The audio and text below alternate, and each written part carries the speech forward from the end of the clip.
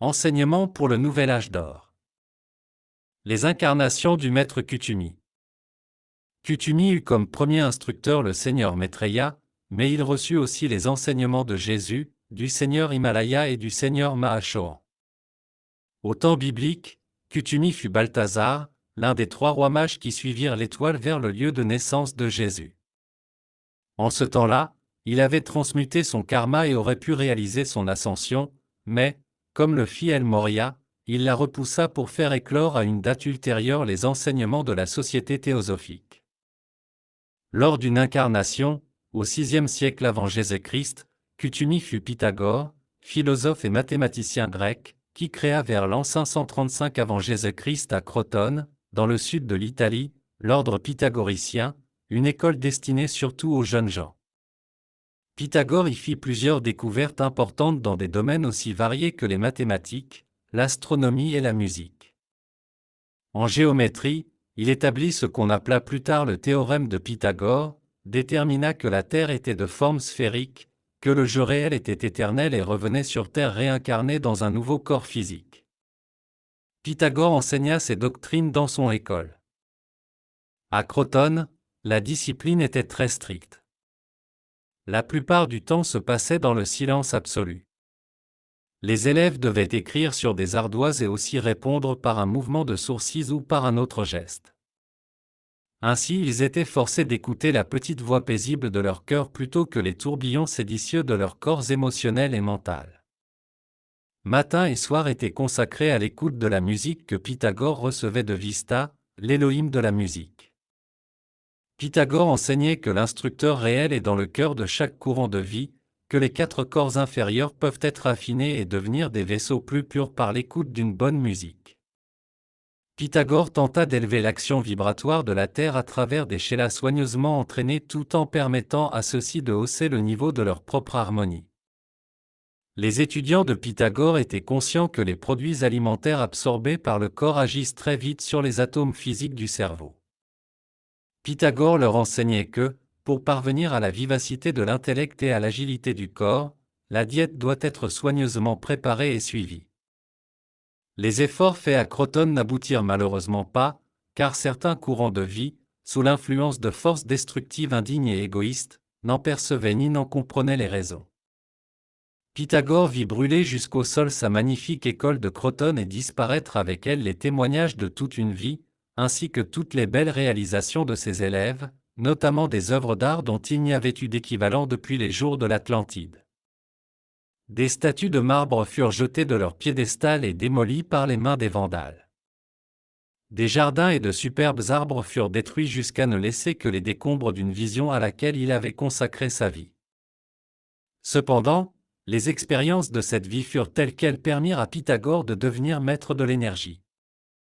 Son instructeur lui dit : « Tu es maintenant une présence harmonisante que rien ne pourra jamais plus perturber, ni détresse extérieure, ni faiblesse intérieure. Tu es prêt à entrer à mon service, à devenir membre de ma cour et à porter bientôt ma cape sur tes épaules, si c'est ce que tu décides. » Même si les larmes coulaient sur ses joues à la vue de ses rêves brisés, Kuthumi fut heureux d'entendre ces paroles qui, malgré la souffrance, l'aidèrent à conserver une certaine dose de paix intérieure. Maître Kuthumi et d'autres maîtres ascensionnés enjoignirent aux élèves du pont vers la liberté de soutenir leur entreprise de purification de la terre en exprimant en tout temps l'harmonie et en écoutant que de la musique douce, dépourvue de rythme syncopé.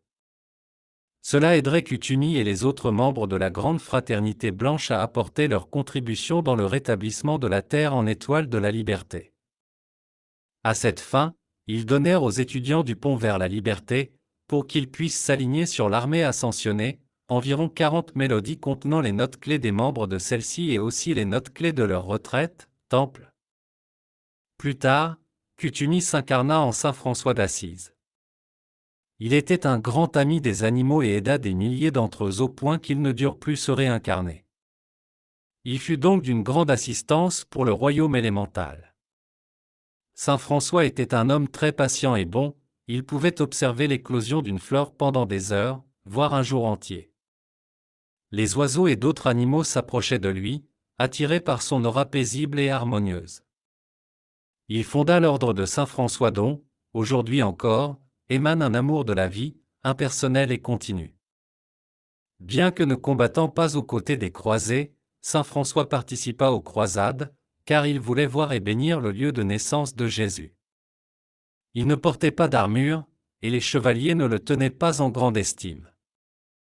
Il arriva en Terre Sainte et y ressentit la radiation de Jésus, encore présente. Alors que la puissante armée des croisés dressait ses plans, saint François se dirigea vers le camp des infidèles, où il rencontra leur chef. Côte à côte, ils se tinrent au pied du Saint-Sépulcre. Saint François comprit alors que le prince des infidèles et lui-même étaient frères et qu'il était un.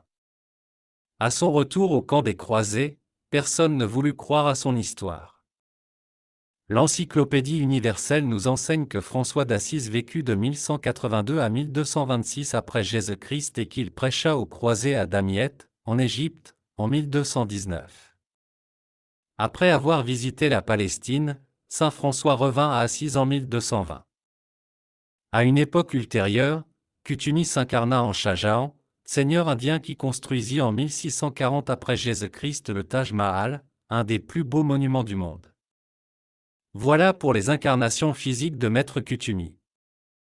L'ultime incarnation de Cutumi, au jour du mouvement théosophique, se fit au moyen d'un corps éthérique, préparé et soutenu dans ce but. El Morya expliqua aux étudiants qu'il est difficile de contacter l'homme à travers le pur médium de la présence électronique, comme ils durent le faire sous la dispensation du pont vers la liberté. Matérialiser le double éthérique est très facile, mais la matérialisation de la présence maîtresse ascensionnée provoque chez le Sheila un choc terrible, sauf s'il est vraiment et profondément ancré dans cette paix qui, réellement, dépasse l'entendement de l'esprit. Maître Cutumi fit son ascension en 1905, lorsque la manifestation théosophique fut terminée. Ses cheveux étaient dorés et ses yeux bleus. Sa note clé se trouve dans la mélodie Kashmiri Song, Palan Ilovd. Cutumi exerça la fonction de Chohan du deuxième rayon jusqu'en 1958. Aujourd'hui il remplit, avec le bien-aimé Jésus, la charge d'instructeur du monde. Il se trouve sur le deuxième rayon de la sagesse et de l'illumination, et il est frère de la robe dorée. Cutumi officie dans le nord de l'Inde, au temple de la sagesse, qui est situé dans la voûte éthérée recouvrant les 12 collines du Cachemire. Ce foyer est aussi désigné sous le nom de cathédrale de la nature.